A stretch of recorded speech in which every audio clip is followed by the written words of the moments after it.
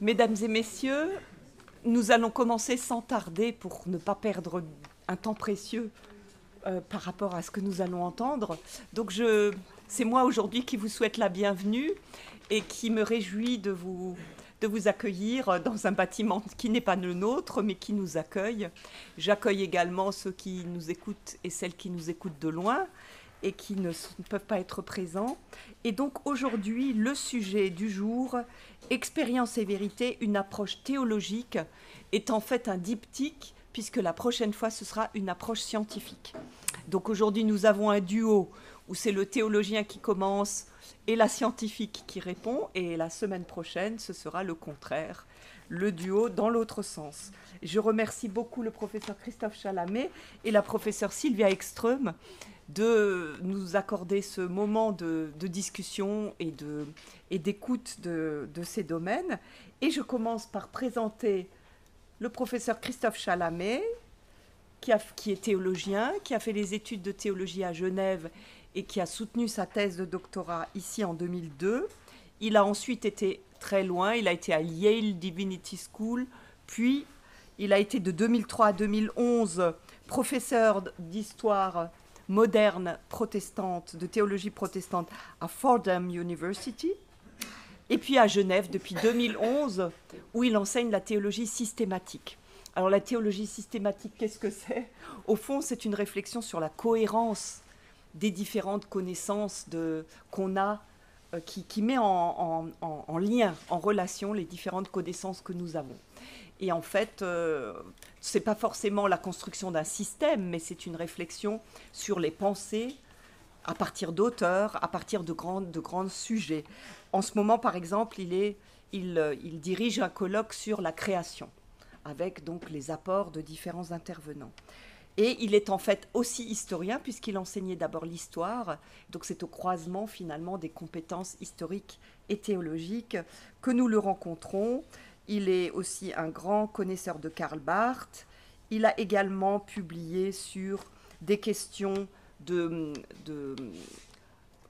culte qui concernent les églises, avec un dernier ouvrage avec François Dermange, Le culte protestant, en 2021. Également la théologie comparée, dialogue interreligieux, dialogue interculturel, et le livre que je préfère, qui porte précisément sur 1 Corinthiens 13, la question de l'amour. Qu'est-ce que c'est l'amour ? Le livre s'appelle « Une voie infiniment supérieure ». Citation de l'apôtre Paul, je vais vous enseigner une voie infiniment supérieure. Magnifique petit livre. Et donc c'est avec grand plaisir que nous allons t'écouter, Christophe. Je t'en remercie d'avance.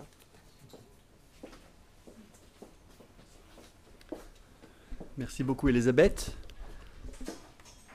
Je suis très heureux de participer à ce cycle, à ce cours qui donne l'occasion de dialogues assez inédits souvent pour les théologiens et je pense assez inédits aussi pour les scientifiques. Donc on a beaucoup à apprendre les uns des autres. Ce dialogue nous est très précieux. Alors voici ce que je vous propose, une réflexion sur expérience et vérité dans une approche théologique en attendant la semaine prochaine. L'approche scientifique. Et donc, on va faire entrer en collision ces termes-là pour voir ce qui se passe.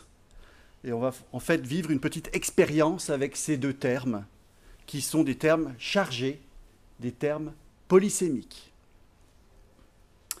Et alors, une des questions pourrait être, que se dégage-t-il de la mise en rapport, de la collision, de la mise en contact de ces deux termes, d'un point de vue théologique.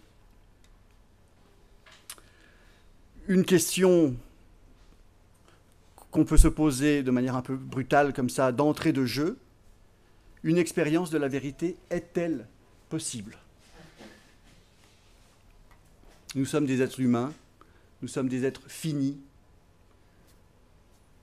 Est-ce que la vérité est accessible ? Pouvons-nous l'atteindre ? Comment répondre à cette question ? Réponse affirmative, simplement ? Réponse négative, qui serait vraiment déprimante ? Ou autre ?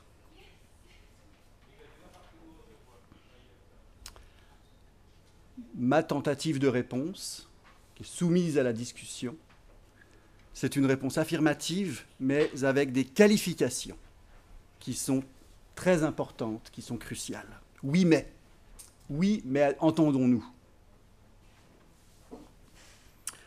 Dans une perspective de théologie chrétienne, la vérité est une réalité dynamique, en mouvement, qui ne se tient pas en retrait, à l'abri, mais qui sort d'elle-même, qui va à la rencontre. Et elle se donne à éprouver. Et donc ce n'est pas simplement l'être humain qui se met en quête de la vérité. Car la vérité elle-même veut se faire connaître et veut se faire aimer. Elle veut se diffuser. Elle veut donc irradier à travers toute la réalité, tout le réel. Donc la vérité irradie.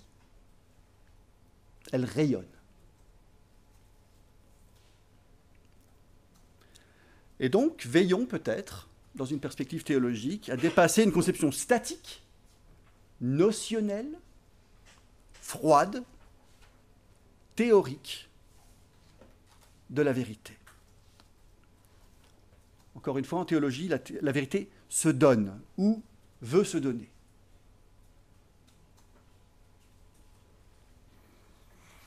Et en théologie, vous me voyez venir, la vérité est inéluctablement associée à l'être et à l'action aussi de Dieu.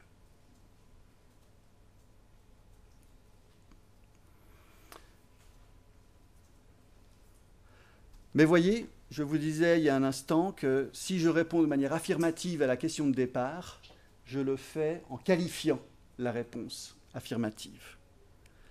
Et voici une première qualification de cette réponse affirmative à la question de l'expérience possible ou non de la vérité.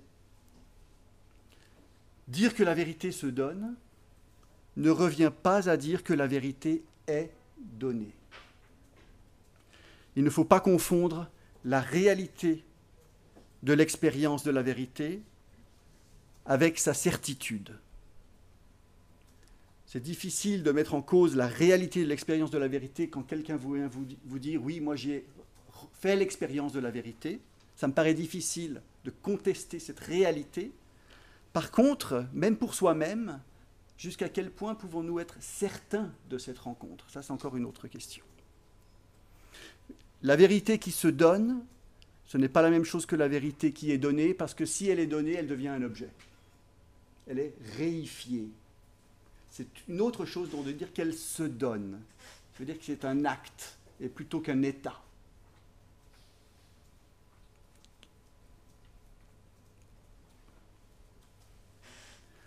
Donc voilà ce que je veux essayer de penser un tout petit peu avec vous.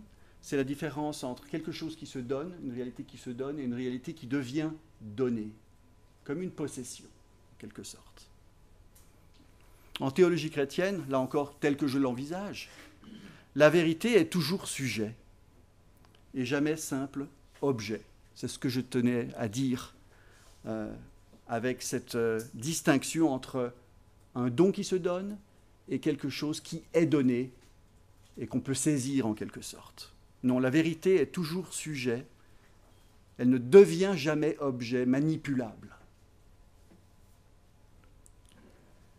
On le voit dans le grand texte d'Exode 3,14 qui a déjà été évoqué dans ce cycle, dans ce cours par Élisabeth Parmentier.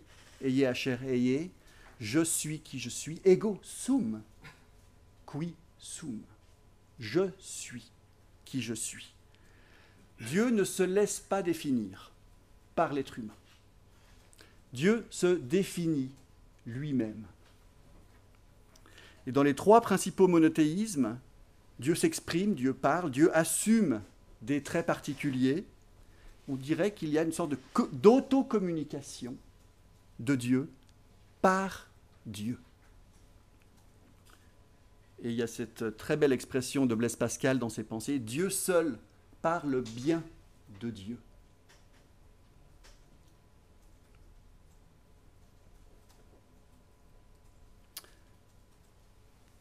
Réfléchissons un tout petit peu à cette petite phrase, quelques mots, mais qui ont une portée importante.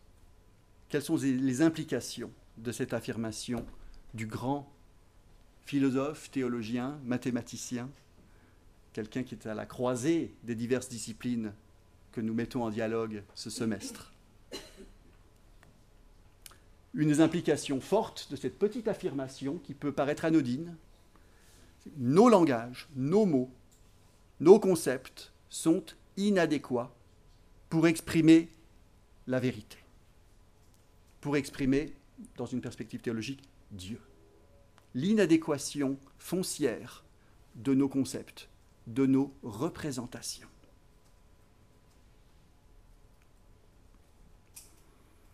En quelque sorte, la théologie qui a pour ambition ou pour vocation de parler de Dieu est vouée à l'échec, d'entrée de jeu.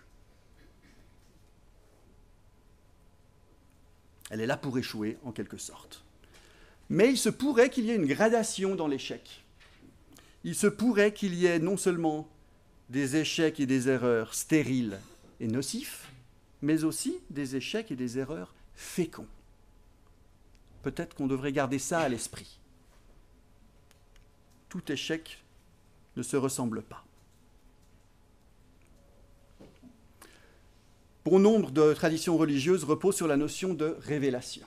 Et c'est une partie du problème pour certains, certaines, qui contestent de manière principielle cette notion de révélation. Mais en théologie, on n'y coupe pas, on travaille cette notion. Apocalypsis, révélatio. Dans les deux cas, étymologiquement, en grec comme en latin, il est question d'un dévoilement. Quelque chose se dévoile, le voile se lève. De quelle manière? Quelles sont les modalités de ce dévoilement? Ce dévoilement est-il complet? Est-il partiel? Est-il provisoire? Là, ensuite, il y a tout un travail à faire sur les modalités de ce dévoilement. Et la théologie est en débat. Depuis 2 millénaires, la théologie chrétienne est en débat sur ce plan. En théologie chrétienne, on parle très souvent, je pense à juste titre, de ce dévoilement en parlant simultanément d'un voilement. C'est une stratégie similaire à ce que je disais il y a un instant sur ce don qui n'est pas une donnée, une donne, quelque chose à notre disposition. Ce dévoilement, s'il est accompagné d'un voilement, interdit toute saisie. C'est voilé que la vérité se dévoile. Elle se voile en se dévoilant. Elle se voile précisément au moment où elle se dévoile. Elle échappe à nos tentatives de mainmise, de mettre le grappin sur elle, parce qu'elle veut rester sujet. Elle ne consent jamais à devenir objet à notre disposition, manipulable. Oh, comme on le souhaiterait, qu'elle le devienne manipulable.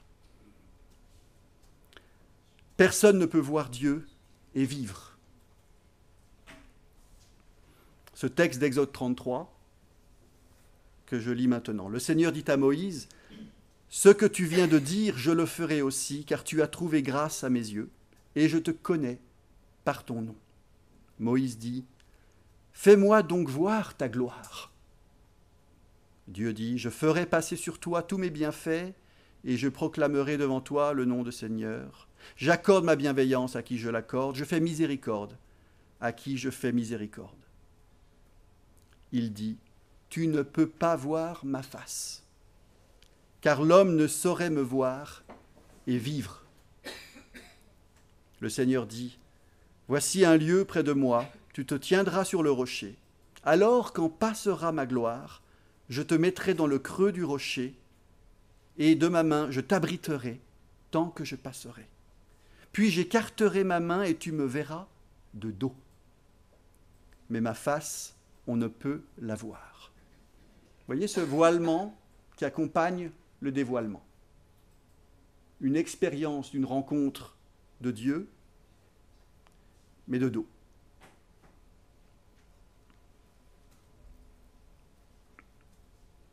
Afin que l'être humain puisse continuer de vivre dans son humanité, dans sa finitude.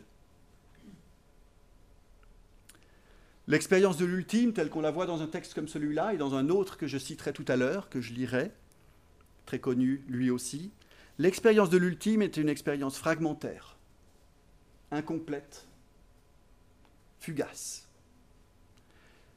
Nous ne connaissons pas comme nous sommes connus. Un passage très important de l'Épître aux Corinthiens, dans le même chapitre que l'hymne de l'amour, au terme de ce grand hymne de l'amour qu'on entend de temps en temps, il y a un passage extraordinaire où Paul dit « Nous ne connaissons pas comme nous sommes connus ». Ça veut dire qu'il y a asymétrie entre notre connaissance de la vérité, si on veut le dire comme ça, et la manière dont la vérité nous connaît. Il y a asymétrie. Vous voyez ? Ça, c'est ce qui caractérise l'existence humaine dans ce temps, dans notre histoire, et l'historicité de l'être humain. Nous sommes des êtres marqués par l'ambiguïté, plutôt que simplement par la vérité. Donc la vérité est au mieux l'horizon de nos existences, plutôt qu'une donne de nos vies. Elle est l'horizon.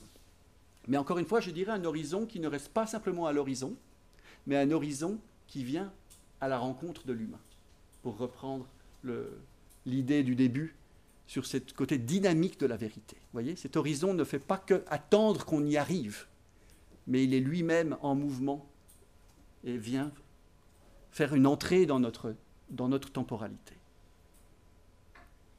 Il ne peut donc être question de saisir quoi que ce soit. Il n'y a pas de begreifen. En latin, on dirait il n'y a pas de comprehendere. On ne peut pas appréhender et comprendre, au sens étymologique, la vérité. Vous voyez que dans comprendre, il y a prendre. Dans begreifen, il y a greifen.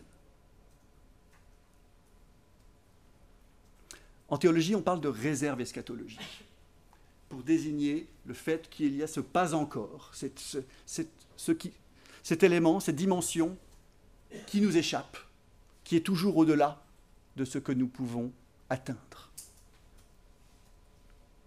Et là, je vous cite ce petit passage de l'Épître de Paul aux Philippiens, « Non que j'ai déjà obtenu tout cela, ou que je sois déjà devenu parfait. » Vous voyez, la perfection, elle est dans cet horizon.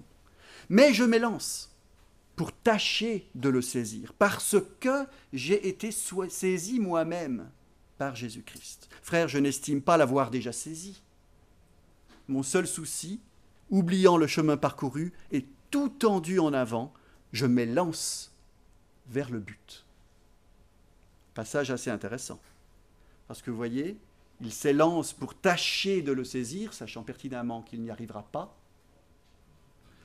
Mais pourquoi s'élance-t-il ? Pourquoi est-il dans ce mouvement d'élancement vers la vérité ? C'est parce que lui-même se dit avoir été saisi. Vous voyez, cette rencontre, enfin, cet horizon qui n'est pas simplement l'horizon, mais qui a rencontré Paul et qui l'a mis en mouvement.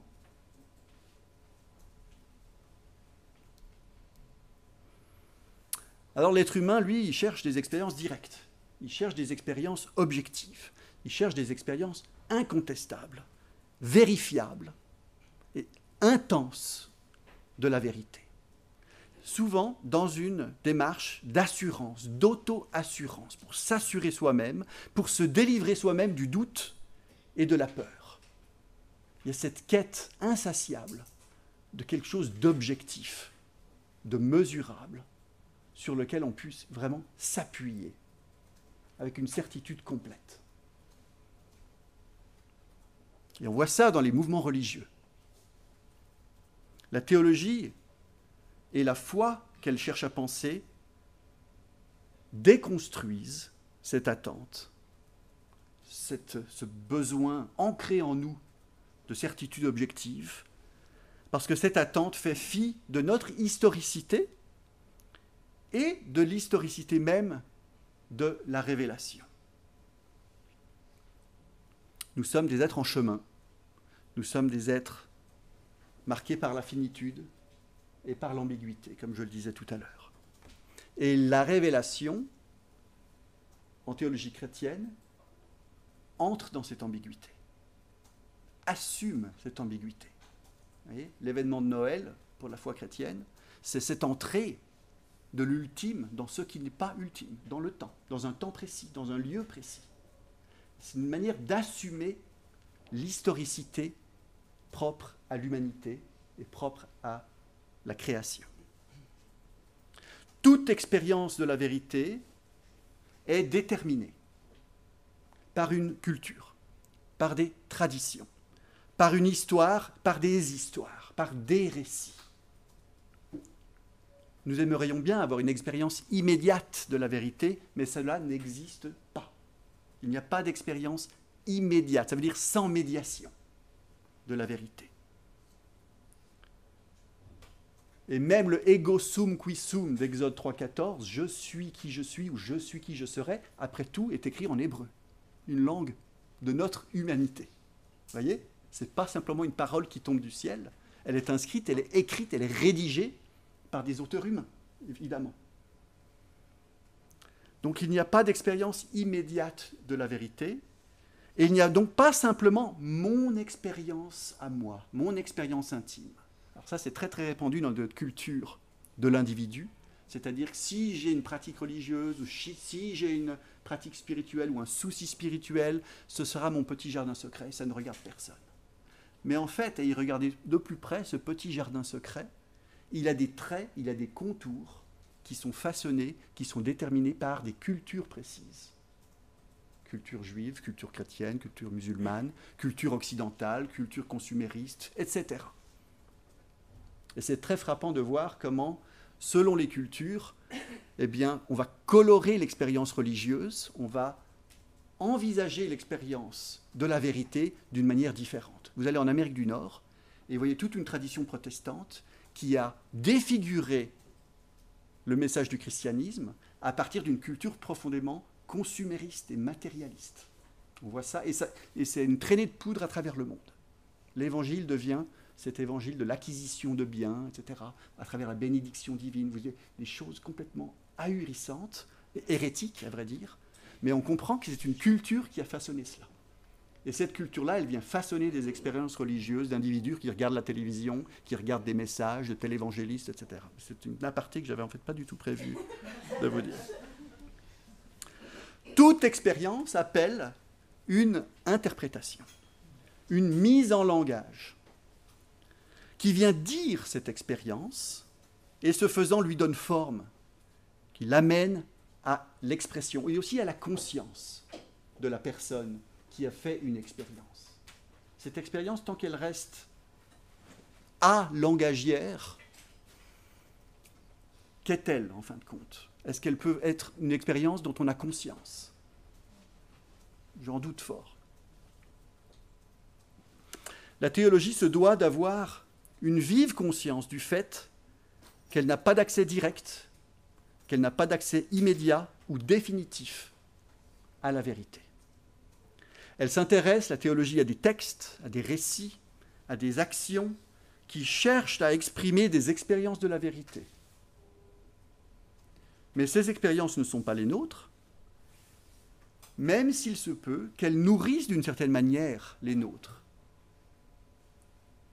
Je vais donner un exemple dans un petit moment. C'est-à-dire que ces textes, ces récits qui sont lus dans des communautés religieuses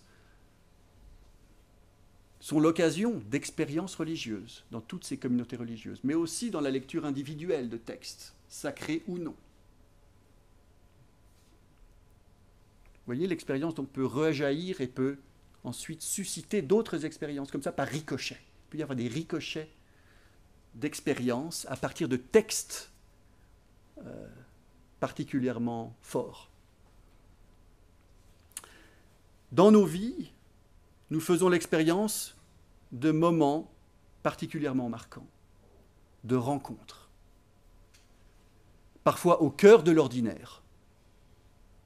Des rencontres, des expériences qui nous paraissent être comme des reflets, des approximations de ce que pourrait être la vérité, quand elle vient à se donner. Et je pense que c'est normal que nous chérissons ces moments. Nous les interprétons au fil de notre existence nous leur conférons du sens. Et ces événements, vous voyez, deviennent chargés d'interprétations qui vont fluctuer, qui vont évoluer au fil de la vie. Se chargent de sens. Et ces moments-là contribuent à faire de nous qui nous sommes. Ils nous construisent, ils nous façonnent.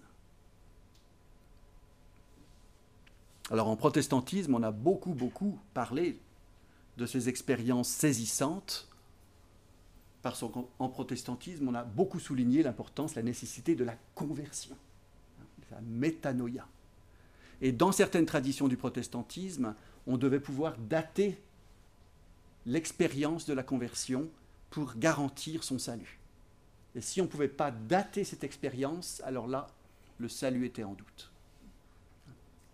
Le méthodisme a été dans ce sens-là au XVIIIe siècle, et tous les revivalismes du XIXe et du XXe siècle ont beaucoup tablé sur la capacité à dater, à identifier le lieu, l'endroit de l'expérience de la conversion. Ça, c'est un certain protestantisme qui a fait ça. Et si certaines personnes affirment qu'une expérience de la vérité est impossible, il faudra les trouver, ces personnes, peut-être qu'elles existent, eh bien, personne ne peut nous enlever de telles rencontres, de telles expériences qui marquent une vie et qui l'orientent, sans doute, d'une manière particulière.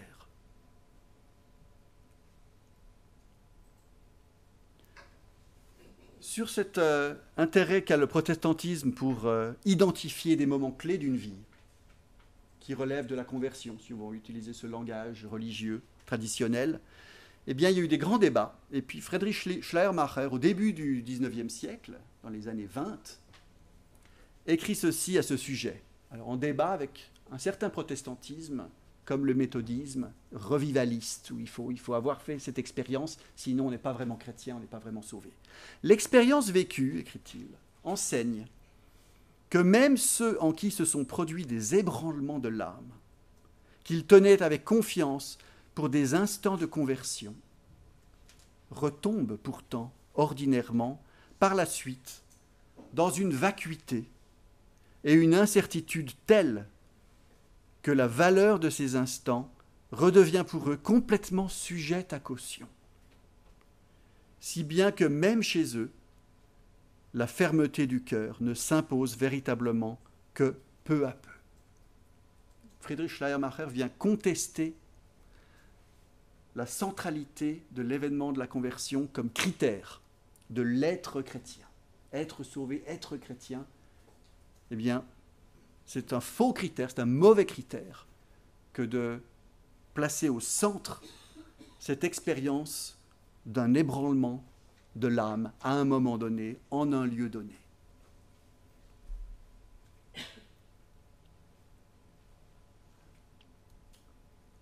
Alors voici un autre récit d'une expérience de Dieu dans le livre des rois, un texte connu, dans le cycle d'Élie. Lui-même s'en alla au désert, à une journée de marche. Y étant parvenu, il s'assit sous un genêt isolé. Il demanda la mort et dit « Je n'en peux plus.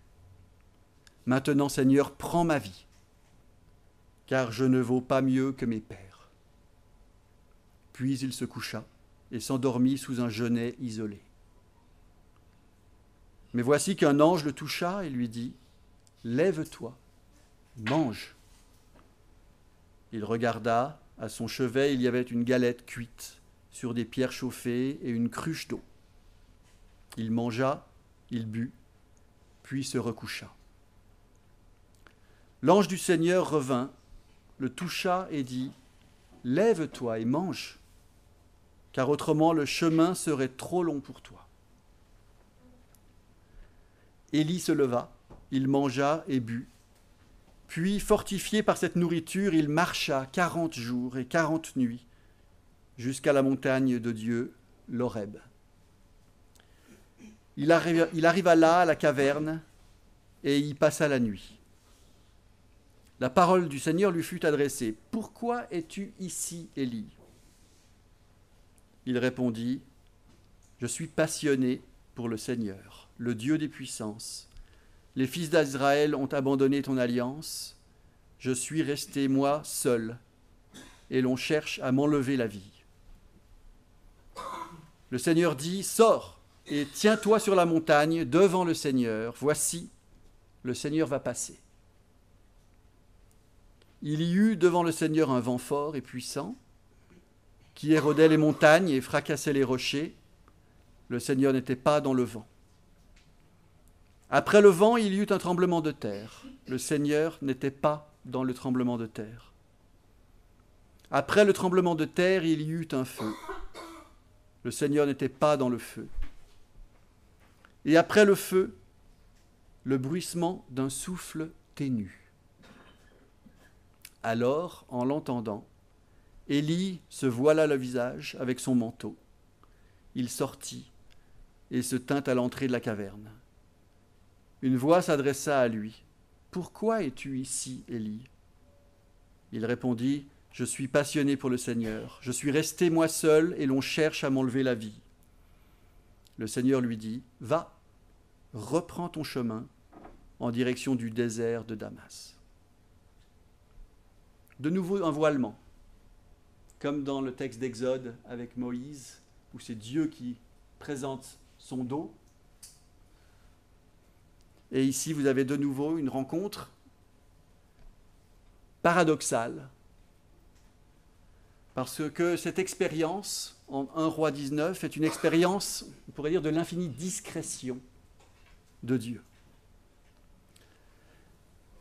La vérité qui ici se manifeste, non pas dans des événements tonitruants qui s'imposent à nous, qui s'imposent à nos sens, mais dans une discrétion, le bruissement d'un souffle ténu. Une sorte de voilement au moment même du dévoilement. Relevez aussi que cette expérience ne met pas un terme au récit, au cheminement d'Élie, elle le relance. Lui qui veut s'arrêter, qui n'en peut plus, qui est littéralement au bout du rouleau, qui veut en terminer. Eh bien, ce récit va le relancer. Va, reprends ton chemin. Ce qui rappelle le texte de Philippiens de tout à l'heure, je m'élance pour tâcher de le saisir. La vérité qui vient mettre en mouvement. La quête de la vérité. En théologie, l'expérience est une donnée indéniable. Mais nous devons éviter de la sacraliser, de la sortir de l'histoire pour l'absolutiser. Nous l'interrogeons plutôt, nous la sondons. Nous reconnaissons qu'elle s'inscrit dans notre patte humaine, faite de projections, de désirs, de joie, de peur. L'expérience n'est jamais pure. Et elle advient, encore une fois, à notre conscience, elle y demeure, avec des modifications au fil du temps, à travers le langage, dans des concepts, des mots, des images.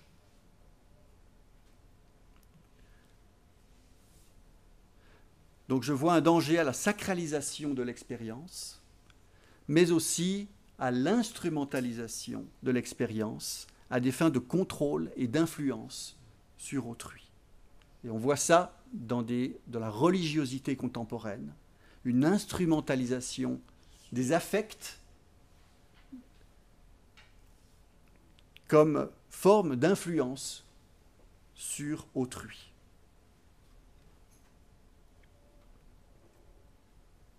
Et donc, il faut veiller à ne pas imaginer que mon expérience du monde est directement ou immédiatement identique à ce que Dieu veut. Il faut conserver cet écart et cette question critique par rapport à ce dont nous faisons l'expérience, ce que nous vivons. Sinon, le risque d'idéologie, le risque de fanatisme guette, et c'est là que la théologie, la réflexion théologique vient questionner certaines manières de superposer les choses et certains raccourcis pour maintenir un écart sain et la possibilité d'une question. la possibilité d'un discernement aussi.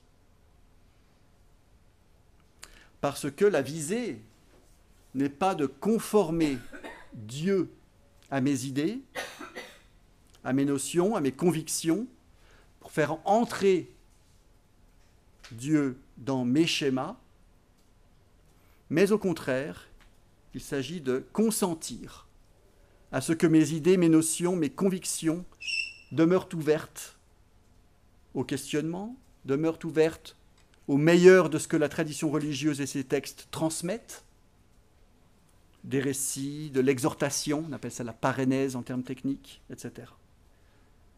On pourrait dire que la visée, ce n'est pas d'asservir la vérité, mais, autant que faire se peut, en conservant une démarche critique, autocritique, de la servir. Alors évidemment, au nom de servir la vérité, on en a fait des choses, dans tous les sens.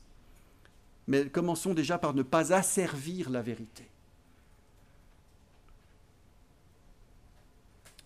Donc il y a une démarche d'humilité qui doit être constante, qui reconnaît que cette quête dépassera nos capacités. Consentir à se laisser bousculer, à se laisser déranger, quitte à ne pas s'en sortir indemne de cette démarche et aussi de cette rencontre avec la vérité, si elle advient, quand elle advient. Et ici, on peut se rappeler le texte de Jacob, de la lutte de Jacob, qui ne le laisse pas indemne. Il boitait de la hanche, en Genèse 33, au sortir de cette lutte nocturne. Ça va à l'encontre de nos conceptions parfois de l'expérience, de la vérité, qui devrait être une expérience paisible et une expérience rassénérante, qui vient nous apaiser, qui vient nous faire du bien. Et on a des textes, de nombreux textes bibliques, qui viennent indiquer quelque chose d'autre, de l'ordre d'une expérience qui vient effrayer l'humain, ou qui vient lui déboîter la hanche. Et donc, si la théologie est amenée à échouer dans son ambition et sa vocation de parler de Dieu, visons des échecs et des erreurs qui sont fécondes plutôt que mortifères, nocives. Voyez, on revoit depuis le début de l'année des langages religieux qui prétendent savoir la vérité, l'avoir à disposition, et qui viennent ensuite soutenir des démarches belliqueuses, des démarches d'annexation de pays voisins. Vous voyez, ce langage religieux qui vient légitimer des efforts de guerre, c'est tout à fait insupportable. Et on aurait pu imaginer que la théologie chrétienne aurait dépassé ces conceptions-là, ces instrumentalisations du religieux, au nom d'une expérience de la vérité, mais qui transforme la vérité en une chose, la chosification de la vérité. Et malheureusement, on est encore aux prises avec des discours religieux et théologiques qui viennent trahir complètement le sens même d'une authentique expérience de la vérité. Si vous souhaitez aller un peu plus loin dans la réflexion, je vous recommande ce très bel ouvrage, édité par des collègues et des amis de la faculté de Strasbourg, Christian Grappe et Marc Vial, « Connaissance et expérience de Dieu, modalités et expression de l'expérience religieuse », paru en 2019, un parcours assez complet avec des biblistes, des historiennes, des historiens, la théologie pratique, la théologie systématique. Voilà, un ouvrage remarquable. Voilà, je vous remercie beaucoup de votre attention.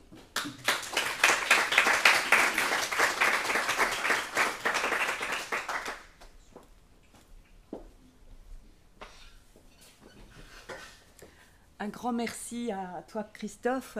J'ai oublié de dire que Christophe Chalamet est aussi le vice-doyen de notre faculté de théologie, heureusement.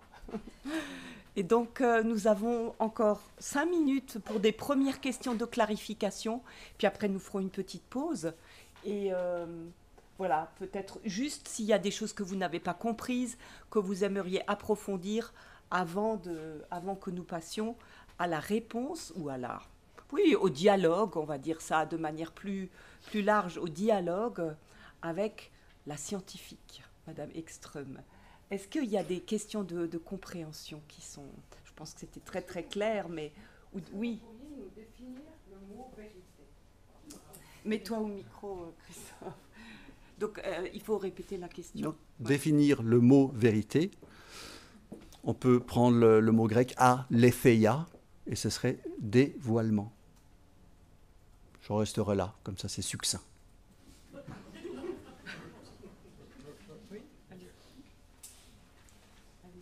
L'effet.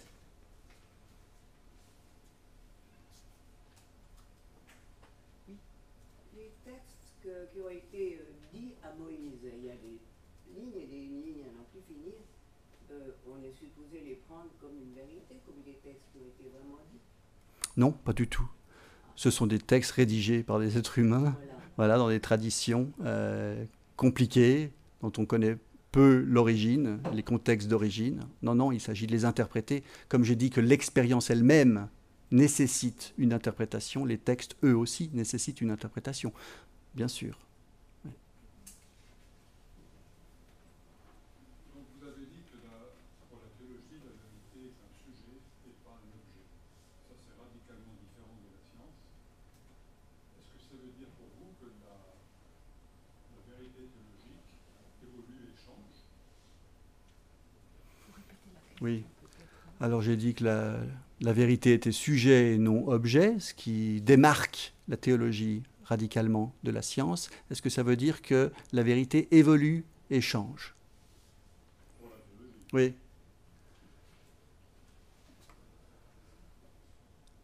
Je dirais que la vérité, justement, si elle n'est pas objet, si elle n'est pas objective, elle est toujours en rapport avec. Donc, la vérité en tant que telle, qu'est-ce qu'on peut en dire? Mais c'est la vérité telle qu'elle se manifeste, dont on peut dire quelque chose. Et à ce moment-là, ce qu'on peut dire, c'est que nos discours, nos réflexions sur la vérité changent, ne peuvent que changer, ne peuvent jamais rester stables et immuables. S'il y a une immutabilité de la vérité, il n'y a certainement pas d'immutabilité de la réflexion humaine sur la vérité. Ouais. Donc il y a un approfondissement, il y a aussi parfois une superficialité qui peut advenir aussi. On peut perdre le fil d'une réflexion profonde sur la vérité. Il peut y avoir des retours en arrière. Donc je ne pense pas qu'il y ait de linéarité, de téléologie, où il y aurait une sorte d'approfondissement comme ça, progressif. Je ne crois pas à ça. Il me semble qu'il y a des grands penseurs, des grands auteurs qui ont dit des choses jamais définitives, mais qui, par rapport auxquelles nous sommes encore un peu plus superficiels peut-être que ces grands auteurs. Donc c'est très différent le rapport à la vérité qu'en science, parce qu'on n'a pas cette linéarité et ce progrès comme ça, progressif. On peut trouver des intuitions d'une profondeur quasiment inégalée dans tel auteur du IIIe siècle ou du XVIe siècle. Et on a l'impression de balbutier par rapport à ce qui a été pensé il y a longtemps. Et en même temps, on a cette injonction qui nous est adressée de penser par nous-mêmes l'objet, qui n'en est pas un. Donc, on ne peut pas en rester à ce qui a été fait à tel ou tel moment. Il y a une sorte d'injonction qui nous est adressée, une invitation qui nous est adressée de penser par nous-mêmes, en dialogue avec ces auteurs qui nous précèdent. Alors, je ne sais pas si ça répond à votre question, vraiment. Mais en théologie, alors il y a eu tout un pan de la théologie qui a parlé de l'immutabilité de Dieu, et donc aussi de la vérité, une immutabilité. Mais on en est un peu revenu, parce que si on veut réfléchir théologiquement en lien avec les Écritures, eh bien c'est une autre conception de la vérité qui ressort du témoignage scripturaire qu'une conception immuable, comme ça, statique, comme j'ai essayé de le dire, de la vérité. Donc il s'agit de la suivre à la trace, en quelque sorte. Une dernière question avant la pause, oui, monsieur. Merci beaucoup. Je ne sais pas si je vous ai bien compris. J'ai eu l'impression que la vision théologique de la vérité est un peu différente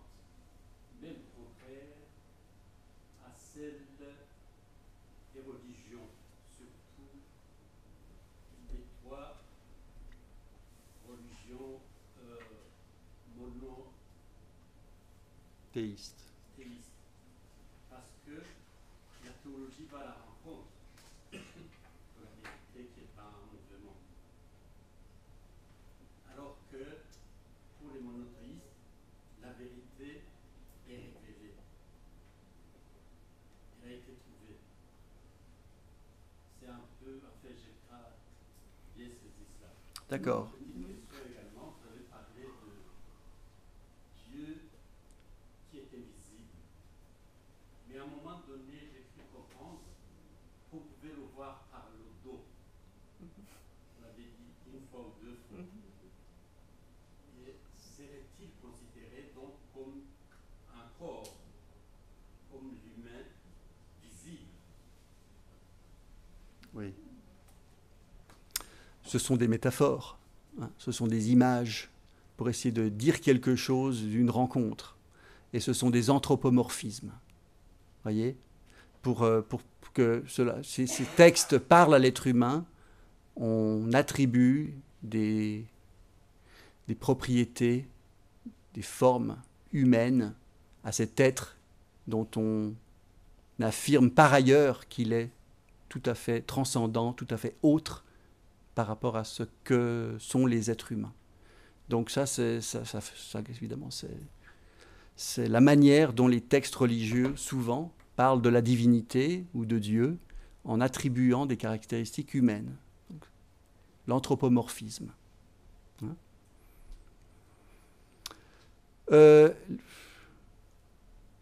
Sur votre première question, vous dites que ce que j'ai présenté dans une perspective théologique vient un peu contredire ce que les trois traditions religieuses monothéistes affirment, à savoir que la vérité se donne, est donnée, et que moi j'ai mis cela en doute, si j'ai bien compris votre question. C'est à peu près ça. Oui. Bien, il me semble que ces traditions religieuses ne conçoivent pas la vérité comme donnée, justement. Donc moi je maintiens qu'il y a une réserve eschatologique. Une réserve qui fait dire à ces traditions religieuses que, en effet, quelque chose se donne, quelque chose se manifeste, mais que ce qui se manifeste, eh bien, ne devient pas quelque chose dont l'être humain peut disposer comme un objet. C'était ça ce que j'essayais de dire. Ça me paraît tout à fait clair dans le judaïsme, ça me paraît tout à fait clair dans le christianisme. Il faudrait voir dans l'islam, je connais moins bien, mais je pense qu'on trouverait aussi des éléments de cette réserve eschatologique dans la tradition musulmane. Voilà, je crois que gardez vos questions. Je suis désolée de vous couper dans votre élan. Gardez vos questions. On reprendra tout un round de discussion. Ah, c'est à écart, alors on peut encore continuer. On reprend à écart maintenant. Voilà, on va faire la pause maintenant et nous reprendrons à 17h15. Voilà, pour la deuxième partie et les questions après. Et c'est ça qui est intéressant dans ces cours de dialogue, c'est que nous essayons à chaque fois de saisir la logique qui préside à la réflexion de la personne et à travers la personne de la discipline que représente la personne. Et nous avons donc la chance de pouvoir écouter la docteure Sylvia Ekström, qui est astrophysicienne. Et c'est même particulièrement intéressant puisque elle est astrophysicienne, elle a soutenu sa thèse de doctorat en 2008, mais elle a eu un autre métier avant qui est aussi un des plus beaux, à mon sens, qui existe, c'est qu'elle a été sage-femme. Donc elle est à la fois dans la question de la vie, dans une première fois, et puis dans une suite logique, qui est plus la question de la vie de l'univers. Et donc elle nous dira peut-être comment elle s'est passionnée pour l'astrophysique et comment ce lieu ici est le lieu où elle a étudié la physique et les mathématiques. Et donc depuis sa thèse de doctorat, en 2008, elle travaille donc au département d'astrophysique, astronomie.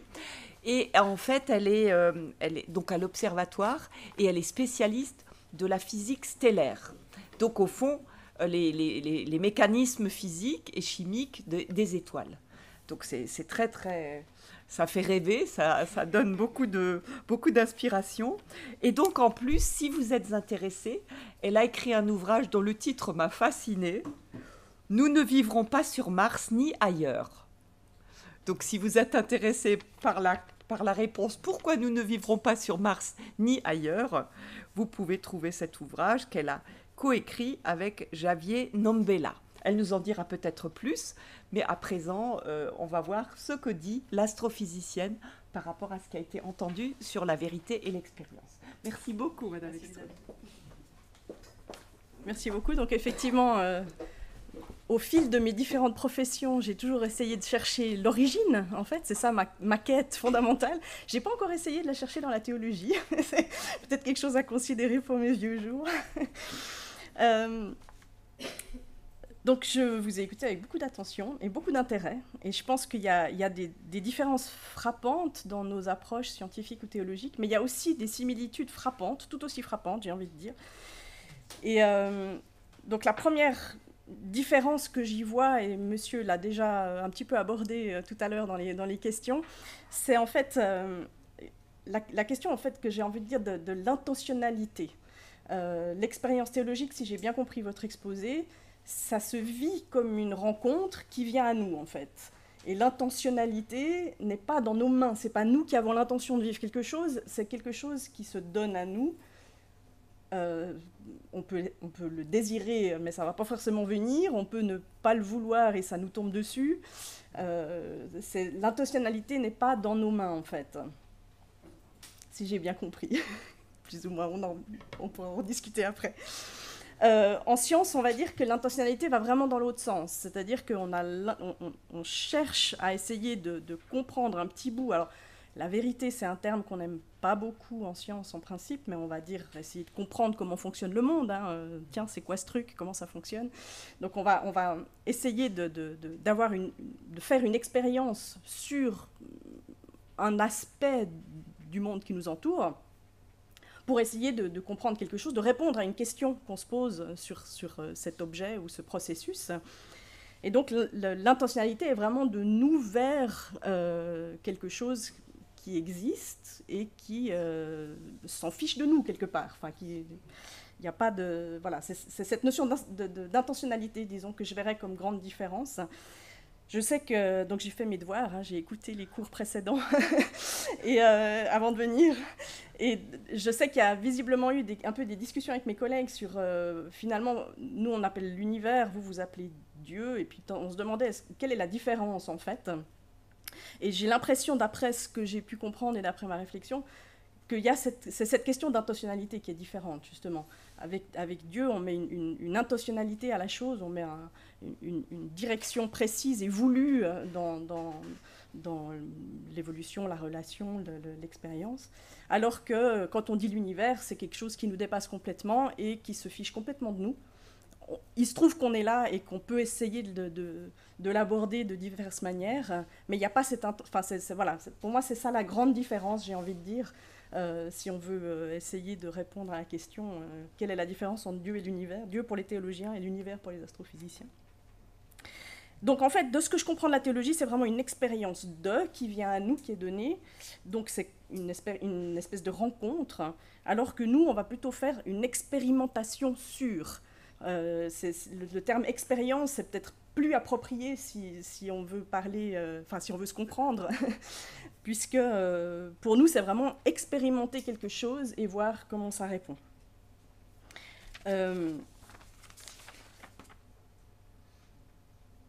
Je vous rejoins, en fait, vous avez parlé dans votre diapositive sur les implications, seul Dieu parle bien de Dieu, les implications que ça avait. Vous mentionnez nos concepts sont inadéquats pour exprimer la vérité.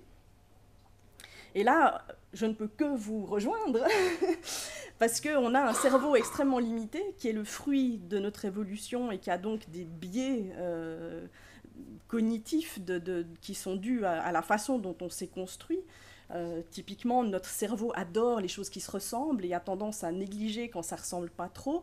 Et donc, on va connoter très positivement une expérience qui résonne en nous parce que c'est quelque chose de connu. Et puis, on va sans doute négliger ce qui ne nous correspond pas. On pense que c'est une des grande raison pour laquelle l'astrologie a tellement de succès, c'est que quand on vous fait toute une liste de choses, il y a sans doute moitié-moitié des choses qui vous concernent et des choses qui ne vous concernent pas du tout, mais votre cerveau va être tout content de ce qui le concerne, il va dire « ouais, c'est exactement moi, oui, je suis vraiment une balance ». Alors que voilà, si on fait vraiment la liste colonne par colonne, bon, je vous laisse faire l'expérience. Donc on a des cerveaux limités, on a des cerveaux qui sont conditionnés par notre histoire évolutive, et on essaye d'appréhender quelque chose qui est d'autant plus difficile à appréhender qu'on est dedans. L'univers n'est pas un objet externe, on est dedans et on est façonné par lui depuis des milliards d'années. Et donc voilà, nos cerveaux limités sont effectivement très vraisemblablement inadéquats pour vraiment bien comprendre les choses, mais on essaye de faire un récit qui soit un récit scientifique en fait, qui nous permettent de comprendre des processus et ensuite de peut-être les utiliser dans une certaine technologie ou en tout cas de pouvoir peut-être prédire même des événements qui peuvent se passer parce qu'on a bien compris à notre façon ce qui se passe. Mais l'aspect d'être conscient qu'on est limité par notre propre façon de raisonner, en fait, je pense que c'est aussi très important en science, en fait. Et puis dans cette même... vous avez parlé aussi des échecs et des erreurs fécondes.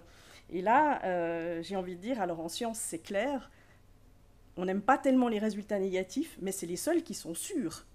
Quand quelque chose ne se passe pas, c'est la seule chose pour laquelle on peut dire non, ça ne se passe pas. Si quelque chose peut être expliqué, si notre modèle est bon, on ne sait jamais s'il est bon pour les bonnes raisons ou s'il est bon pour des mauvaises raisons.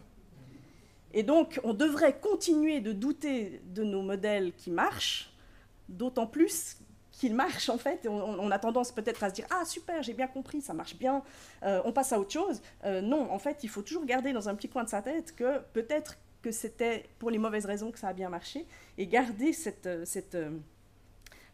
vigilance, en fait, de ne pas trop se reposer sur ses lauriers, exactement comme vous avez parlé, de garder l'ouverture pour être questionné par les choses qui peuvent, par des événements ou des choses qui peuvent tout d'un coup montrer le problème de ce modèle. Toujours dans la notion, la façon dont nous on va aborder l'expérience, l'expérimentation en fait, je pense qu'une chose qui est très compliquée en science, c'est de bien définir la question, déjà, à quelle question on veut vraiment répondre avec notre expérience, et puis du coup, bien définir le dispositif expérimental. Et en fait, être bien conscient que notre réponse à la question va être très limitée et va dépendre énormément de la façon dont on a construit cette expérience et avec laquelle on va essayer de répondre à cette question. Je vais vous donner un petit exemple, mais qui n'est pas du tout astrophysique, histoire de montrer qu'on n'est pas limité à l'astrophysique dans ces discussions. Je le tire d'un livre que j'ai trouvé fascinant de l'éthologue Frans de Waals, un éthologue néerlandais, qui a écrit un livre qui s'appelle « Sommes-nous trop bêtes pour comprendre l'intelligence animale ?» J'aime beaucoup ce titre, et je vous recommande la lecture de ce livre, et qui montre un peu le cheminement des éthologues pour essayer de tester en fait l'intelligence animale, et avec un peu toujours sous-jacent l'envie de comprendre qu'est-ce qui nous différencie de notre frère animal. Et entre autres, il mentionne le test très connu pour savoir si un animal est autoconscient, conscient de lui-même, c'est ce test du miroir. Donc pendant que l'animal dort, on lui peint une petite tache sur le front, et puis quand il se réveille, on le met devant un miroir, puis on regarde qu'est-ce qui se passe, est-ce qu'il passe devant, est-ce qu'il s'énerve parce qu'il croit que c'est un congénère, est-ce qu'il se rend compte que c'est lui et qu'il voilà, il s'inquiète pas, ou est-ce qu'il est tellement conscient que c'est lui qu'il se dit mais j'ai quoi là-dessus et qu'il frotte. D'accord ? Donc ça, c'est un test qu'on a fait passer à plein d'espèces différentes pour essayer de voir quelle était leur conscience d'eux-mêmes, en tout cas tous ceux qui sont capables de se frotter le front. Et à un moment donné, on s'est évidemment dit, mais est-ce que les éléphants sont capables de passer ce test? Et donc on a fait passer ce test aux éléphants, et curieusement, alors que on se rend bien compte que c'est des animaux extrêmement évolués au niveau de leur comportement social, au niveau de leur intelligence, les éléphants rataient ce test. Et donc, la conclusion qu'on en a tirée, c'est « Ah ben non, l'éléphant n'est pas autoconscient ». C'était surprenant, mais voilà, on a tiré cette conclusion-là. Et en fait, quelques années plus tard, quelqu'un s'est dit « Dites voir, un éléphant, c'est très grand. Si on lui met un petit miroir, effectivement, peut-être qu'il n'a aucun moyen de se rendre compte que c'est lui dedans. Il va voir qu'un tout petit bout de chose. Et donc, ils lui ont présenté un grand miroir. Et l'éléphant s'est frotté le front, immédiatement. Donc, le dispositif expérimental définit totalement la réponse à notre question. Si on se plante en construisant notre expérimentation, on va se planter sur la réponse qu'on donne. Et même si on ne se plante pas, je pense qu'il faut avoir l'humilité de rester conscient que notre réponse dépend de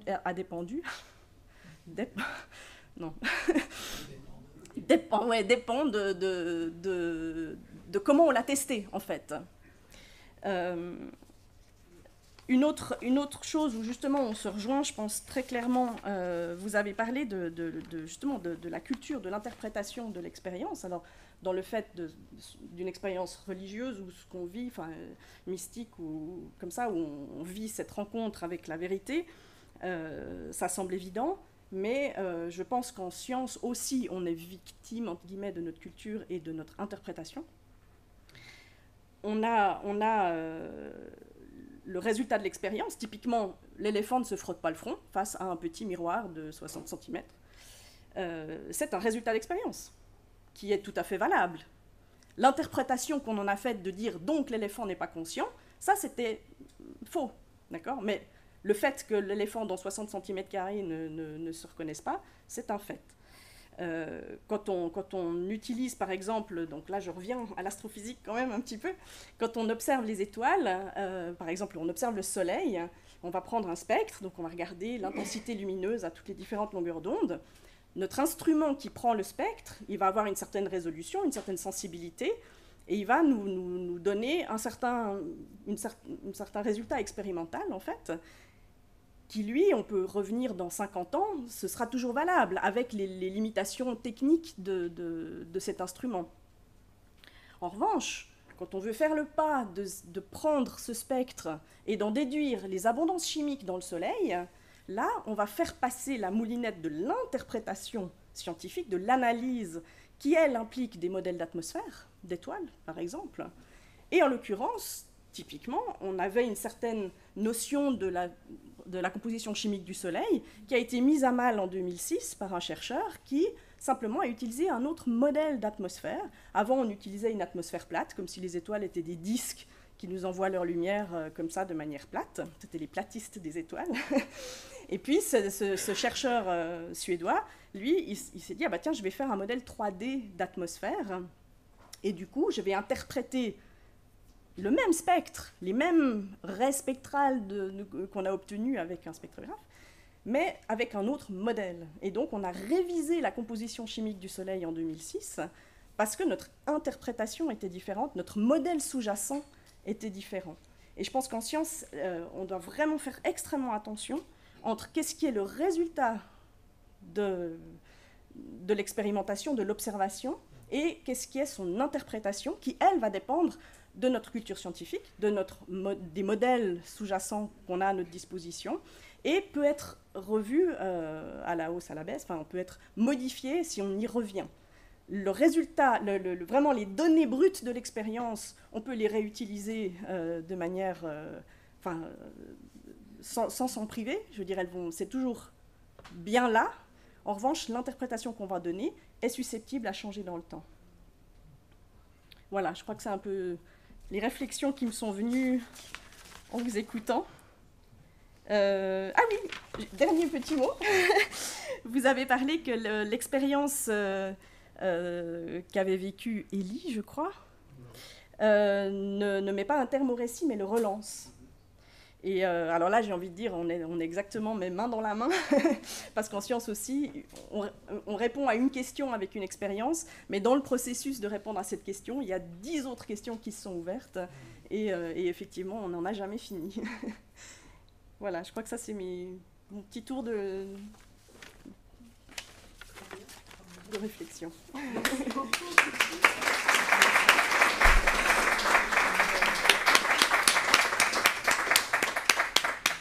Merci beaucoup, Madame Ekström. Et à présent, oui, ça, moi je dirais c'était pour nous autres qui ne sommes pas scientifiques tout à fait clair comment vous argumentez. On sentait bien ici les contrastes et puis en même temps les parallèles possibles. Donc c'est bien ça le but de notre exercice de cours. À présent, on a le temps de discuter et d'adresser les questions à l'un ou à l'autre, à moins que Christophe, toi, tu veuilles immédiatement réagir, ou peut-être, oui, bien sûr. Merci beaucoup, avant tout. C'était très, très intéressant, très éclairant. Juste pour préciser une chose, c'est qu'il n'y a pas d'expérience théologique comme rencontre. C'est plutôt une expérience religieuse, la rencontre. Et ensuite, la théologie vient réfléchir là-dessus, voilà, et prendre de la distance et poser des questions. Mais donc, il y a une distinction entre foi ou expérience religieuse et théologie qui vient subséquemment pour interroger, analyser, etc. J'ai été très intéressé par votre distinction entre univers et Dieu, l'intentionnalité ou non. Il y aurait des choses à réfléchir. Il y a la question du principe anthropique qui pourrait intervenir à ce moment-là pour essayer de comprendre, pas une intentionnalité, mais quelque chose dans l'univers qui fait que quelque chose est possible quelques milliards d'années plus tard. Bon, sans injecter non plus de volonté ou de... Ça, c'est le danger. Et puis oui, alors voilà, l'expérience d'Élie qui le relance et que c'est jamais terminé. Alors là, en effet, on a un point commun massif, majeur, très important, c'est cette ouverture. Le fait qu'on n'est jamais au terme du chemin, mais qu'on est en train d'avancer, espérons, plutôt que de reculer. Bon, voilà, c'est quelques petits échos comme ça, très rapides sur quelques points. Merci beaucoup. Alors du coup, on va prendre les questions, puis merci de les répéter oui, selon celui d'entre vous ou celle d'entre vous qui répondra. Et merci de reprendre là. Alors, à vous la parole et on poursuit la discussion de manière plus collective. Oui, monsieur. Si j'affirmais devant vous, messieurs, dames, que Dieu a créé l'univers, est-ce que l'un et l'autre vous diriez j'ai raison ou j'ai tort? Voilà, monsieur demande s'il disait, lui, Dieu a créé l'univers, est-ce que les deux, enfin, qui ou les deux diraient-ils vous avez raison ou vous avez tort? Question directe. Est-ce qu'on peut dire d'ailleurs ça? C'est un autre élément sur lequel en fait je voulais revenir. Vous avez une hypothèse de départ et vous avez un processus, vous mettez au clair le cadre de l'expérimentation. Et on pourrait dire qu'en théologie, dans une certaine conception théologique, en tout cas pour la théologie systématique et peut-être d'autres disciplines à l'intérieur de la théologie, on pourrait dire qu'on prend l'hypothèse Dieu et qu'on réfléchit à partir de là. Vous voyez, ce serait un peu le cadre interprétatif. Et c'est parce qu'on a ce cadre interprétatif qu'on arrive à certains résultats plutôt qu'à d'autres. Parce qu'on commence par là, en quelque sorte. Donc ça m'a évoqué ça, que quand vous disiez que voilà, en science, d'abord, il faut vraiment poser le cadre de manière très très claire, très très nette, pour que les résultats puissent être valides, valables, vérifiables aussi subséquemment, etc. Ça m'a aussi beaucoup intéressé ce que vous avez dit sur les résultats bruts, et ensuite les interprétations sur lesquelles on peut revenir, parce qu'on se rend compte un demi-siècle plus tard qu'elles étaient erronées, les interprétations au départ, il y a quelques décennies. Est-ce que pour nous, le matériau brut, ce serait les textes bibliques? Je ne sais pas. Comment tu verrais ça, Elisabeth? Et puis on revient constamment sur une donnée qui est là, qui est objective, qui est là, c'est un livre, quoi. Sauf que, bon, je ne sais pas. Mais ce livre, il est peut-être un peu plus mouvant que ce qu'on imagine si on étudie les couches, les textes, les manuscrits, l'histoire du texte. On se rend compte que ce texte, il n'est pas si inamovible que ça. Quand on étudie l'histoire du texte de manière très très précise, avec des découvertes à Qumran, etc., on découvre que ce texte, il est un peu plus complexe. On imagine qu'on a le texte comme ça, définitif, c'est ça, il est là. Et en fait, quand on étudie l'histoire des textes, eh bien, c'est un peu plus complexe. Mais quand même, on a, il me semble, en théologie, ce matériau brut qui est là, objectivement là, et puis on ne cesse de l'interpréter, de lire aussi les interprètes qui l'ont interprété avant nous, etc. Juste, voilà. Ah oui, la question, on n'a même pas répondu. À vous l'honneur. Non, mais je dirais, à part si l'hypothèse Dieu est présente et dans un contexte de théologie chrétienne, on peut dire oui, mais on a envie tout de suite de renvoyer la question en disant mais qu'est-ce que vous voulez dire par là? Qu'est-ce que ça veut dire? Vous voyez? Plutôt que de dire oui, vous avez raison. Ben, ça, c'est pas très très intéressant. Sinon, c'est une confession de foi qu'on peut dire dans un cadre ecclésial, il n'y a aucun problème. Voilà. Mais dans un cadre théologique, on voudra aller plus loin. Et un dialogue s'instaurera et on voudra approfondir le sens de cette affirmation-là. Plutôt que d'en rester à l'affirmation brute, boum. Vous voyez ce que je dirais. Alors du côté de la science, bon courage pour essayer de trouver une expérience qui permette de vérifier cette affirmation. Si le miroir était trop petit pour l'éléphant, j'ose pas imaginer.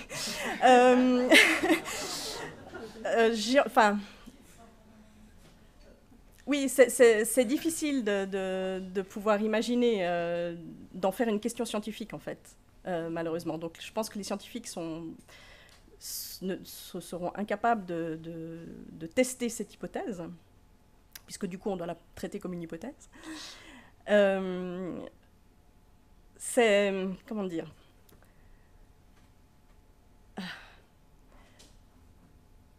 J'avais une idée mais ça m'échappe, zut. Oui, en fait, je pense qu'il faut faire attention de ne pas cantonner Dieu au Dieu des lacunes, si on est croyant. J'imagine que c'est un peu bête et un peu réducteur de se dire simplement ce qu'on ne comprend pas, bah, du coup c'est Dieu.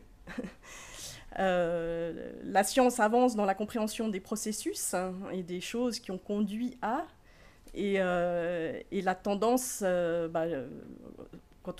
chaque fois qu'on parle de cosmologie, de Big Bang, effectivement, on a la question, oui, mais voilà, puisqu'on ne sait pas ce que c'est que ce Big Bang, bah, pourquoi ce ne serait pas Dieu ?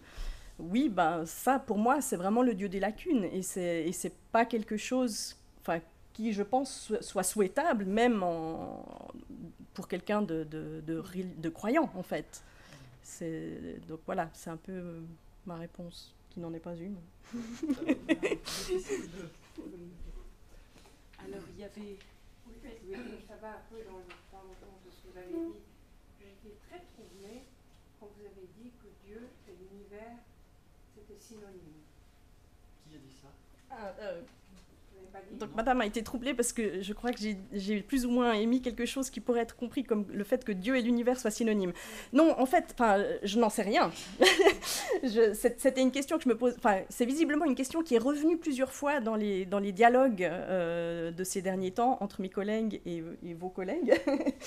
Je me rappelle en tout cas Stéphane Udry a dit à un moment donné, mais bon. La définition que vous en donnez, finalement, c'est un peu la définition qu'on donne de l'univers. Quelle est la différence ? Mais je ne dis pas que c'est la même chose.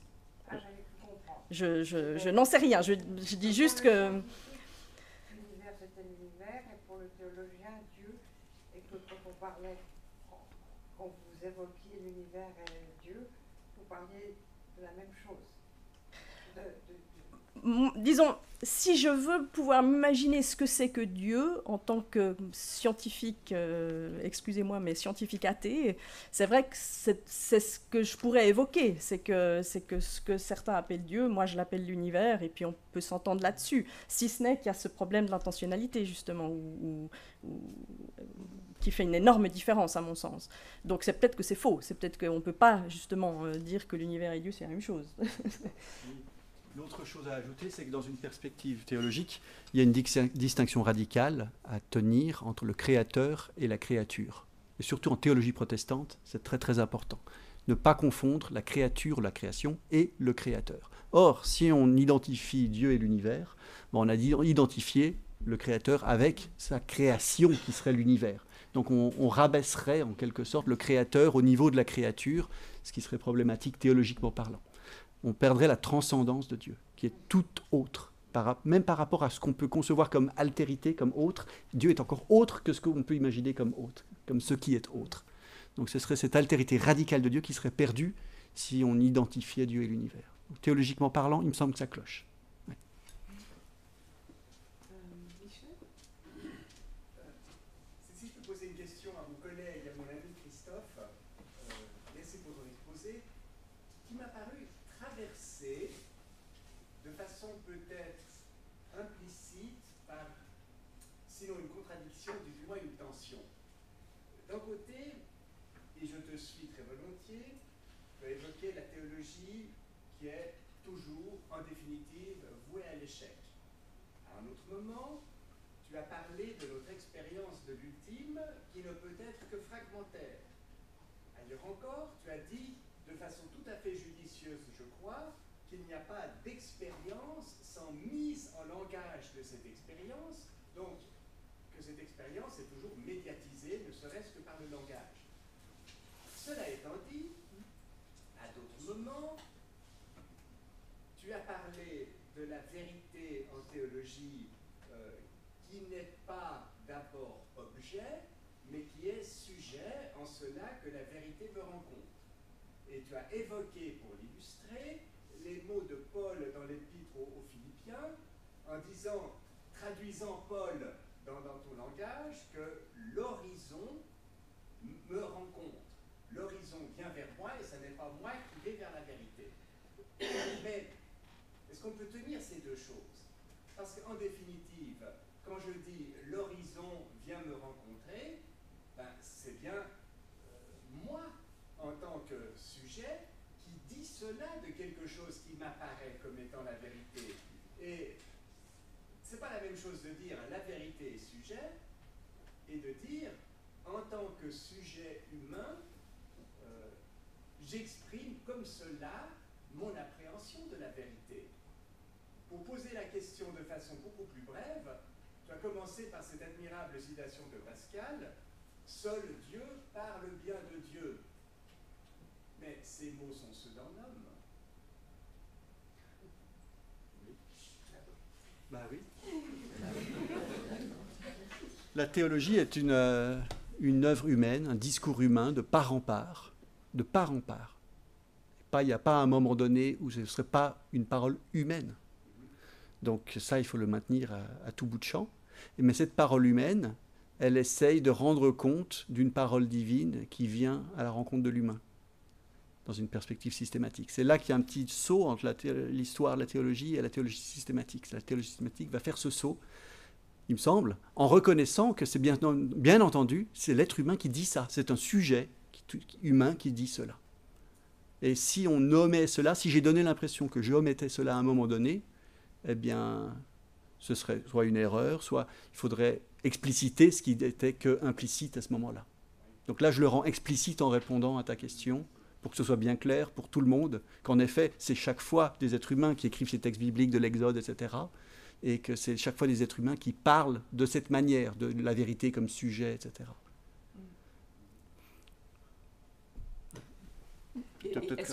Oui, alors moi je suis frappée que je n'essaye pas de répondre, mais j'essaye de trouver le chaînon manquant entre les deux. Le fait de dire, bon, il y a cette expérience de Dieu, mais c'est l'être humain qui l'a dit. Et je pense que le chaînon manquant entre les deux, c'est que la théologie va analyser les effets de ce qui se passe chez l'être humain. Au fond, pourquoi l'être humain le dit-il de cette manière-là, avec ses langages? Parce qu'il y a eu un effet. Et au fond, la théologie travaille beaucoup sur les effets. Que ce soit des effets dans l'histoire, que ce soit les effets parce qu'il y a des textes bibliques, c'est que des gens ont été poussés à écrire, ou qu'il y a eu des effets, que les gens sont allés au martyre. Donc on a des tas d'effets, on peut mesurer en quelque sorte une expérience aux effets. Je pense que la théologie travaille aussi à ça, on pourrait peut-être aussi aller dans ce sens. Mais ce sont évidemment deux choses en tension. Oui. Et moi, je tiens à la garder, cette tension, oui. pour compléter ma oui. réponse. Oui. Elle me paraît inéluctable et décisive. Oui, oui, voilà. Donc, pour ceux qui ne l'ont pas entendu, Christophe Chalamet dit qu'il tient à garder cette tension, qui fait partie des... Enfin, les deux se répondent. Autre, ou peut-être voulez-vous poursuivre dans cette question? Oui, mesdames. Oui, moi j'ai une question concernant la dimension un peu anthropologique et un peu circonstancielle. Quand vous disiez par exemple que l'église évangéliste aux États-Unis avait été influencée par son milieu économique, socio-culturel, et que ça avait donné lieu à une dénaturation finalement d'une forme de foi, enfin, de la foi en l'occurrence. Est-ce qu'on peut pas faire la même chose pour les millénaires qui précèdent? Est-ce qu'on ne peut pas, par exemple, dire qu'on a écrit, qu'on a dit l'Ancien Testament, par exemple, en fonction de circonstances économiques et culturelles, dans un désert, etc., et qu'on pourrait comparer à d'autres religions, bien évidemment. Ça a été rabâché, cette affaire-là, mais puisque vous avez cité l'évangéliste, oui. Donc la question porte sur voilà, l'illustration que je prenais d'une théologie nord-américaine qui est déformée par son contexte consumériste, etc., capitaliste, etc. Et madame pose la question, mais est-ce que ce n'est pas valable précédemment, ailleurs, etc. Ma réponse est bien sûr, à tout moment du temps, dans tous les lieux et à tous les moments du temps. Et là, je rejoins les perspectives des historiennes et des historiens du christianisme. Je ne sais pas si vous étiez là jeudi dernier, mais voilà, ça c'est le b.a.-ba, en effet. Il n'y a jamais d'immédiateté de choses données comme ça, immédiatement, objectivement, même si on aimerait beaucoup. Mais non, tout est médiatisé culturellement. Oui, voilà. Oui.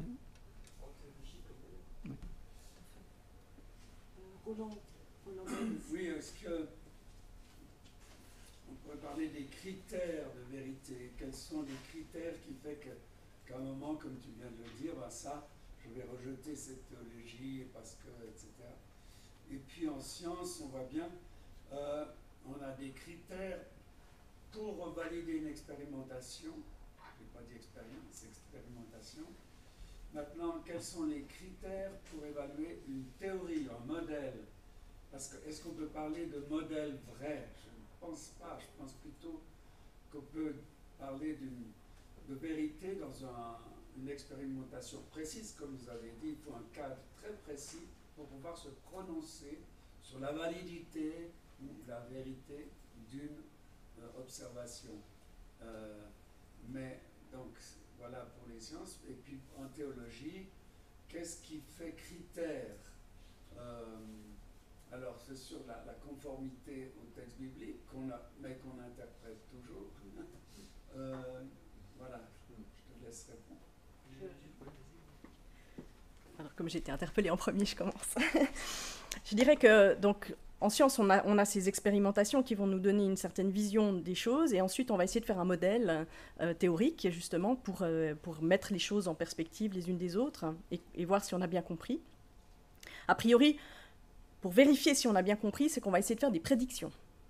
Si on a raison, si ce modèle est correct, alors comme vous dites vrai, on n'aime vraiment pas ce mot, mais s'il est à peu près correct, s'il a l'air de mettre les choses dans le bon sens et dans le bon ordre, on fait des prédictions et on regarde si elles se vérifient. Si elles se vérifient... Pardon ? Si elles se vérifient. Si elles se vérifient, voilà. Si elles... Ouais, c'est là qu'il intervient, peut-être le mot vérité. Si en revanche on fait des prédictions, alors déjà il faut que les prédictions soient observables, ce qui parfois peut être compliqué, et je reviens à votre question, monsieur. si on fait un modèle où c'est Dieu qui a créé l'univers, je ne sais pas quel observable on peut prédire. Mais donc voilà, il y a la difficulté de savoir qu'est-ce qu'on peut prédire et comment vérifier ça, comment le mettre à l'épreuve. Mais je dirais en gros, oui, c'est pour les modèles théoriques de nos compréhensions, le critère de validité, c'est que ça puisse faire des prédictions qui soient observées. C'est pas une question facile que tu poses, Roland. Les critères en théologie, et peut-être en théologie systématique, en histoire du christianisme, c'est peut-être différent, ça se pose différemment, sans doute. Mais moi, ce qui me paraît très important, c'est qu'il y a à ce moment-là un débat entre les théologiennes et les théologiens. Pour moi, il y a cette conversation qui a lieu au sein du milieu théologique, et en dialogue peut-être avec d'autres disciplines aussi. C'est un élément décisif pour discerner la part de vérité d'une théologie qui est devenue disponible, qui a été articulée, etc., qui se diffuse. Alors il y aura des occasions, il y aura des moments où ça paraît assez clair qu'il y a quelque chose qui cloche. Quand on est dans les années 30 en Allemagne et qu'on fait des associations entre Hitler et le Messie, etc. Bon, mais même, c'est pas aussi simple quand on est dans les années 30. Rétrospectivement, c'est une autre histoire, c'est bien plus aisé. Mais l'adéquation au texte biblique est certainement un critère tout à fait insuffisant. C'est ça que je voulais te dire d'abord. Parce qu'en protestantisme, on peut s'imaginer que ça sera le critère, voilà, puis ça va presque suffire. Et en fait, à y réfléchir un tout petit peu, on se rend compte que ça ne suffit pas du tout. Parce qu'on peut sortir tel ou tel verset, ou faire une théologie à partir d'un élément de l'Ancien, du Nouveau Testament, et élaborer quelque chose, et qui ne va pas du tout tenir la route, et qui va aussi ne pas du tout résonner avec les êtres humains de notre temps, avec nos contemporains. Et donc, quelle est la part de cette résonance dans un critère de vérité, d'un énoncé, d'une réflexion théologique, qui peut être parfaitement dogmatique, parfaitement orthodoxe, comme ça, dans les clous orthodoxes, et puis qui n'a aucune résonance, mais qui ne parle pas, et qui, ça, ce serait une théologie qui est en échec, en fait, qui aurait manqué quelque chose en lien avec la question de la vérité.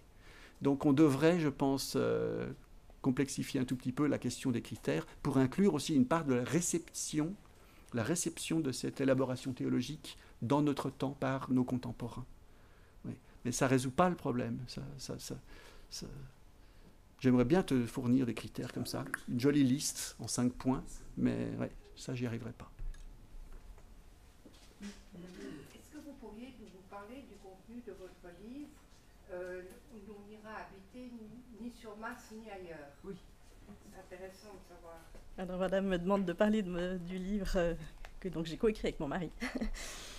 Nous ne vivrons pas sur Mars ni ailleurs. En fait, donc on nous fait miroiter, certains milliardaires entre autres nous font miroiter un développement humain qui part sur d'autres planètes et qui quitte une Terre qui serait plus habitable. Et en fait, dans ce livre, on s'attelle d'une part à rétablir les distances, les vraies distances dans l'univers, et qui montre à quel point c'est compliqué de partir de la Terre et d'aller se promener ailleurs. On a des limites physiques, en fait, extrêmement... on est vraiment les enfants de la Terre, de notre évolution sur la Terre. On a besoin d'une certaine pression, on a besoin d'une certaine protection contre les radiations, on a besoin d'une certaine gravité. Et quand on est hors de ces conditions, notre corps se dégrade très vite. Et donc, on ne peut pas imaginer de partir de la Terre pour des longs voyages.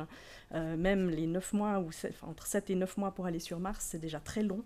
Et ça fait déjà beaucoup de dégâts. On voit les astronautes qui redescendent de l'ISS, par exemple. Ils ont passé entre 6 et 9 mois là-bas. Ils ne tiennent plus debout. Hein. On doit les sortir de leur capsule. Alors, imaginez quelqu'un arriver sur Mars dans cet état-là, avec personne pour l'accueillir. Ça, c'est un petit détail qui est rarement évoqué quand on nous fait miroiter d'aller sur Mars. Et voilà, et simplement, c'est un peu ça aussi, si on veut imaginer qu'on puisse pas juste survivre sur Mars, mais qu'on puisse y vivre et vraiment développer une colonie, une deuxième humanité là-bas, ça demande de recréer une biosphère. Et parce qu'il faut qu'on puisse manger sainement pour résister aux radiations. Sur Mars, il y a des fortes radiations et tout ça, donc on a besoin si on veut pas juste survivre, si on veut vraiment vivre et se développer, on veut faire des bébés, il faut qu'on soit en forme pour faire des bébés. Et donc, c'est la sage-femme qui vous le dit. Et donc, on a besoin d'une bonne nourriture saine, variée, machin, et donc on a besoin d'une biosphère, en fait. Et il y a eu des tentatives de recréer, il y a eu une tentative de recréer une biosphère dans les années 80, je crois, dans le désert d'Atacama, le projet Biosphère 2, où ils ont essayé de mettre toutes sortes de différents biotopes en bulles, en fait, et que les gens vivent dans cette enceinte fermée qui devait répondre à tous leurs besoins, en fait. Il y avait un petit coin pour faire de l'agriculture, il y avait des arbres fruitiers, il y avait une jungle, il y avait un océan avec des crevettes, il y avait différentes choses pour qu'ils puissent vivre dedans, en autarcie totale, en milieu complètement clos. Donc c'était clos aussi, l'atmosphère, les plantes devaient renouveler l'atmosphère et tout ça. Et en fait, dans un milieu limité comme ça, le problème, c'est que on a l'impression, en fait, quand on parle de la nature, on a l'impression qu'elle est en équilibre. Or non, la nature est en constant déséquilibre. Simplement, l'immense variété des différentes espèces fait que si, admettons qu'une espèce qui remplissait une certaine niche écologique disparaît, une autre espèce va venir remplir cette niche. Et donc, oui, il y a une espèce d'équilibre qui renaît dans un déséquilibre constant. Mais dans un milieu clos et vraiment limité comme celui-là, il a suffi qu'une espèce de bactérie se développe un peu trop, se plaisent un peu trop là-bas. Et le niveau d'oxygène a complètement chuté. Ils ont été obligés d'ouvrir la fenêtre. Ils ont été obligés l'expérience a complètement foiré. Alors, les cafards adorent les milieux où il y a peu d'oxygène, mais les humains et les abeilles, beaucoup moins. Donc, tous les pollinisateurs sont morts et il n'y avait pas d'autres espèces. Enfin, le milieu était trop petit pour avoir justement cette variété. Et quand on parle de l'importance de la biodiversité sur Terre, c'est vraiment, on parle de ça. On parle d'arriver à vivre malgré des déséquilibres constants. Donc notre livre parle un peu de ça. On dépense quand même beaucoup d'argent aujourd'hui pour cette expérience irréaliste d'aller sur Mars. Oui. On dépense des milliards. Oui.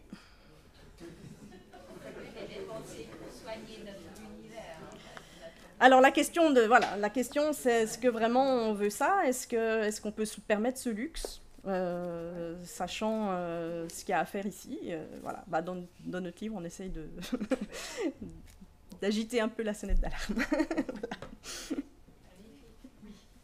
J'ai une question un peu philosophique. Quelle est votre réaction à propos de la création du monde, de ce magnifique poème qui a été imaginé il y a des millénaires, et du Big Bang et du développement de laquelle que vous tous, les scientifiques, vous avez révélé? Alors, je dois vous avouer que le Big Bang, ce n'est pas un modèle très satisfaisant dans la mesure où il est issu d'un modèle mathématique où on ne tient en compte que la gravitation.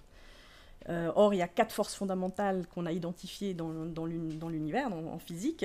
Et si on veut bien décrire les choses, on a besoin de plus que juste la gravitation, en fait. Donc, en utilisant que la gravitation et en faisant remonter les équations jusqu'à très loin dans le passé, on tombe sur ce qu'on appelle une singularité. Donc ça veut dire un moment où on a température infinie et densité infinie. Une singularité en mathématiques, c'est très mauvais signe. En principe, ça veut dire qu'on n'a pas le bon formalisme et qu'on devrait traiter les choses différemment.